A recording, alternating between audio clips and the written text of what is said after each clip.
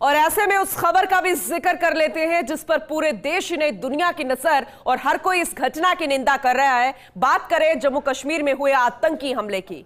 दरअसल राजस्थान के चोमू निवासी 4 लोगों की मौत हो गई है इस घटना में और एक व्यक्ति घायल भी बताया गया है। हालांकि अभी तक प्रशासन और परिजनों की सहमति नहीं बनी।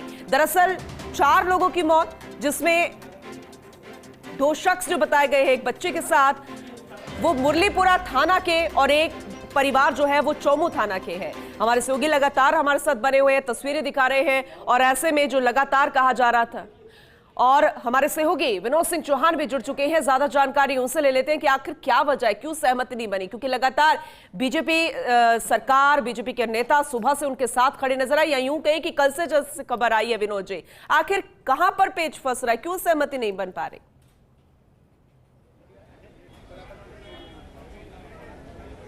जी बिल्कुल, देखिए पूजा एक्सप्रेस से 4 शव जो हैं पार्थिव देह जयपुर लाई गई।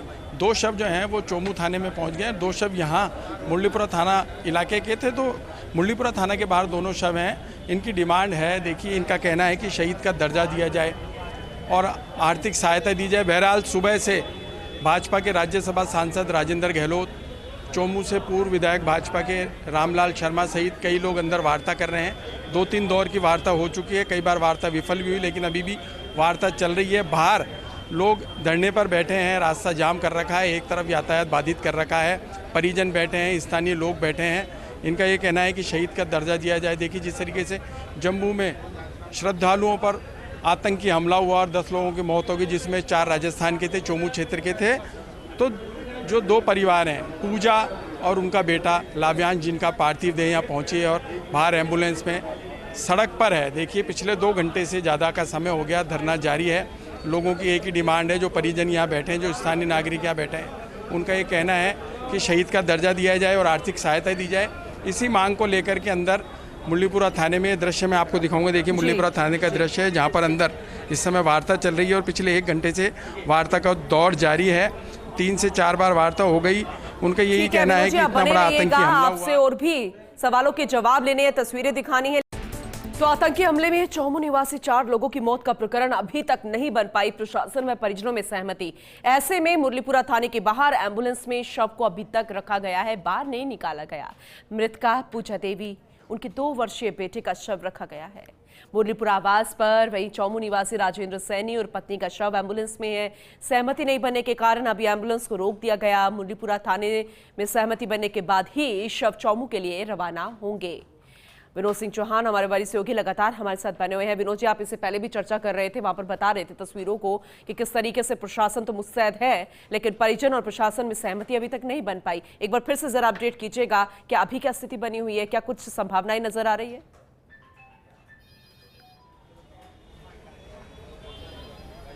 जी बिल्कुल, देखिए अंदर वार्ता जारी है और अभी अभी सूचना मिली है कि 10 मिनट में जिला कलेक्टर प्रकाश राज पुरोहित भी यहाँ पहुँच रहे हैं, जो प्रशासन की तरफ से कुछ ना कुछ घोषणा कर सकते हैं। देखिए पिछले 1 घंटे से ज़्यादा के समय हो गया है, वार्ता अंदर जारी है। अंदर वार्ता का दौर 3-4 बार विफल भी हो चुका है, लेकिन ऐसे में बड़ी खबर यह है कि प्रकाश राज पुरोहित जो जिला कलेक्टर हैं वो 10 मिनट में यहाँ पहुँचेंगे। उसके बाद की क्या स्थिति रहती है। बहरहाल गर्मी के समय में भी देखिए एक तरफ रास्ता जाम कर रखा है, तमाम लोग सड़क पर बैठे हैं, परिजन बाहर इस बात का इंतजार कर रहे हैं कि अंदर जो वार्ता हो रही है उसमें क्या कुछ निकल के आता है, क्या घोषणा की जाती है, क्या कुछ मिलता है, शहीद का दर्जा मिलता है या किस तरह की बात सामने आती है। बहरहाल देखिए भाजपा से राज्यसभा सांसद राजेंद्र गहलोत अंदर हैं, चोमू के पूर्व विधायक भाजपा से रामलाल शर्मा अंदर हैं, तमाम स्थानीय लोग हैं, उनके परिजन हैं। इस बात की बातचीत अंदर चल रही है कि क्या कुछ हो सकता है। पहली बात तो यह है ये शहीद का दर्जा मांग रहे हैं। जिस तरीके से आतंकी हमला हुआ और जयपुर जिले यानी चोमू के 4 लोग उसमें मारे गए और अब पिछले 2.5 घंटे से बाहर धरना दिया जा रहा है, रास्ता जाम कर रखा है, एक तरफ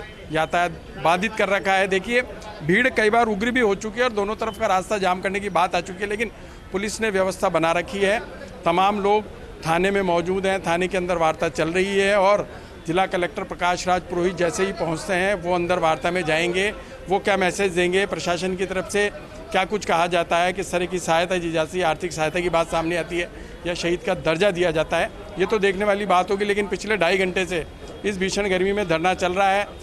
दोनों शव, पूजा और उसके पुत्र लावण्य का शव तिराहे पर है, गाड़ी के अंदर रखा हुआ है। उस शव के सामने स्थानीय महिलाएं भी बैठी हैं, उनके परिजन भी बैठे हैं। तमाम लोग इस बात का इंतजार कर रहे हैं कि अंदर जो वार्ता चल रही है उसमें क्या कुछ निकल के आएगा और किस तरह की बात सामने आएगी। क्या आर्थिक सहायता मिल पाती है, शहीद का दर्जा मिल पाता है, या किन बातों पर सहमति बनती है। जी, जो गुस्सा है ना वो आतंक के खिलाफ भी है, इसीलिए बात बहुत ज्यादा बढ़ती नजर आ रही है। चेहरे पर, आंखों में जुबानी ये गुस्सा आतंक के खिलाफ भी है। एक तो दुर्दशा जो हुई मृतकों की उस घाटी में, और अब और ज्यादा ना हो, ये परिजनों को और वहां के लोगों को समझना चाहिए। अब अंतिम संस्कार जो पूरे तरीके से क्रिया होती है वो करना चाहिए, अब और ज्यादा नहीं होना चाहिए इन शवों के साथ, क्योंकि हर किसी के दिल में बहुत ज्यादा गुस्सा है आतंक के खिलाफ जो घटना हुई है। खैर, कहां पर पेच फंस रहा है, मुख्य वजह क्या है, कुछ अभी पता चल पाई कि कहां पर बात बन नहीं पा रही है?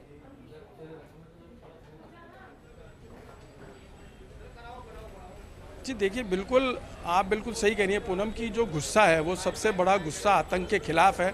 जिस तरीके से दर्शन करके लौट रहे और बस पर हमला किया गया, बस खाई में गिरी, और आपने बताया कि जिस तरीके से दुर्दशा है, उस चीज़ को लेकर की स्थानीय लोगों में, पूरे जयपुर ही नहीं, मैं देखिए देश में एक बड़ा गुस्सा इस बात का है कि आतंकवाद की घटना का ये लोग शिकार हुए और उसके बाद पूजा एक्सप्रेस से शव पहुँचे हैं। किस बात को लेकर के अंदर सहमति चल रही है ये बिल्कुल सामने नहीं आ पाया, लेकिन एक डिमांड इनकी बड़ी है कि शहीद का दर्जा दिया जाए। सभी का ये कहना है कि इतना बड़ा आतंकी हमला था, घटना में 4 लोग मारे गए, 4 परिवार उजड़ गए। देखिए, एक परिवार से जुड़े हुए कई लोग होते हैं, ऐसे में लोगों का यही कहना है कि 3 से 4 परिवार उजड़ गए और अब 2 शव तो चोमू में हैं और 2 शव मुरलीपुरा थाने के बाहर हैं। अंदर वार्ता चल रही है।